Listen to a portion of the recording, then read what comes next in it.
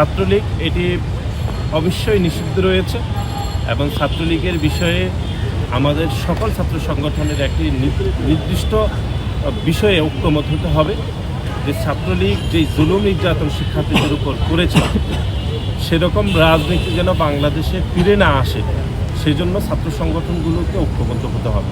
সেজন্য আমি সবসময় বলে থাকি যে সেজন্য শিবির যেই রাজনীতি অতীতে করেছে গুপ্ত রাজনীতি, সেই গুপ্ত রাজনীতির স্পিরিটকে ধারণ করে ছাত্রলীগও যেন গুপ্ত রাজনীতি না করতে পারে ভবিষ্যতে।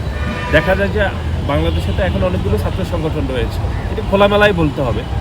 সেই ছাত্র সংগঠনগুলোর মধ্যে ঢুকে যদি তারা গুপ্ত রাজনীতি করে ছাত্রলীগ সেরকম রাজনীতি ফিরে আসতে চায় যেরকম ছাত্র শিবির অতীতে ছাত্রলীগের মধ্যে থেকে করেছে, আমি মনে হয় এই বিষয়ে সতর্ক থাকা উচিত প্রতিটি ছাত্র সংগঠন। এবং আমি মনে করি শিবিরকেও সতর্ক থাকা উচিত যে শিবিরের মধ্যে তারা ছাত্রলীগ গুপ্ত রাজনীতি করে তারা ফিরে আসে কিনা এই বিষয়ে সতর্ক থাকা উচিত।